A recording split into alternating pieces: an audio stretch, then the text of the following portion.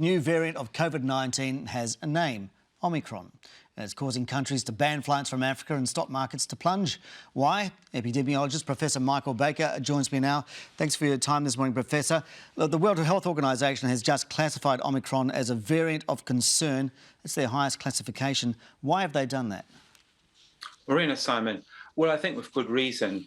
I mean, initially, this variant really caused alarm amongst virologists because it had accumulated a very large number of mutations, and some of these mutations affect the structure of the spike protein, which is so important for the effectiveness of vaccines.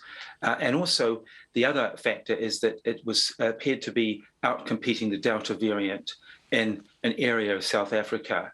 So that really means it's tipping the balance into this category of variant of concern, and that's really based on these three things: that it's more infectious, potentially evades vaccines, and potentially more lethal. Now, some of those things take a while to measure, but clearly it is more infectious at the moment. But whether it evades the vaccines will take time, perhaps a couple of weeks to work out whether that's a big factor. So it sparked quite a reaction around the world. Is that justified, or is it too early to, see stock markets plunge like this and flights banned?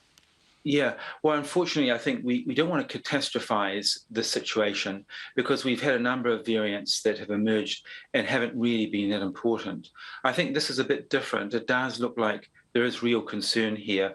But again, we need to wait. We need more information. It's very early days.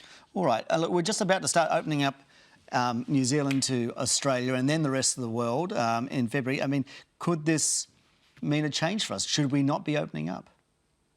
It could mean a change. I mean, one of the huge benefits New Zealand has compared with most countries in the world is that we can manage our borders if we need to. And we've moved to a risk-based approach, which means there's a whole gradation of things we can do to prevent a variant like this even arriving in New Zealand if we need to. And again, it's all about risk assessment, working out how dangerous this is.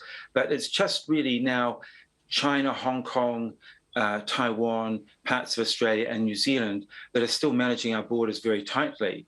I mean, people still have to go through, pre-travel testing, quarantine, testing on arrival, and so on. So these are really good tools to have available.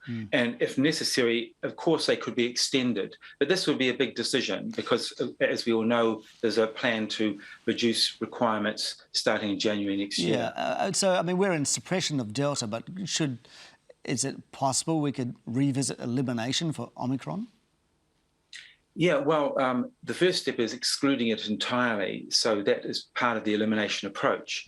But yes, look, if this variant did become serious a global health threat, and particularly if it was a threat to the effectiveness of vaccines, which is a big jump, I'm not thinking that's certain at all, then yes, well, I think we'd have to rethink our current strategy in quite a big way. But we've got time. I mean, that's the great benefit New Zealand has because our government's taking a cautious approach to this pandemic. And that really is, I think, this is an example of why I think that caution is justified. All right, a couple of things here.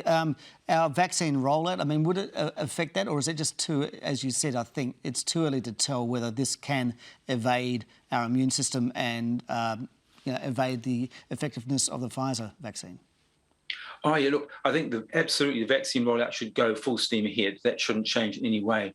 Because one thing to remember is it's never, viruses don't suddenly change so you get no protection from the vaccine. All that might happen is the vaccine might be somewhat less effective and it might make the booster even more important. But that's still our best defence at an individual level, and our best defence at a nation is the strategy we've got at our borders and so on. OK, so just quickly, another mutation. When will this all end, Michael Baker?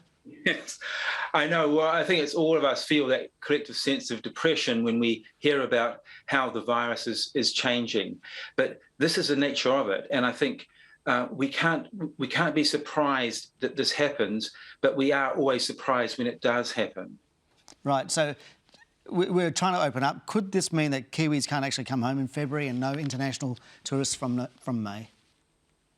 Well, it could reduce the volumes because if we have to turn down the tap, to manage this threat more cautiously, yes, that could reduce the volume of people coming into New Zealand.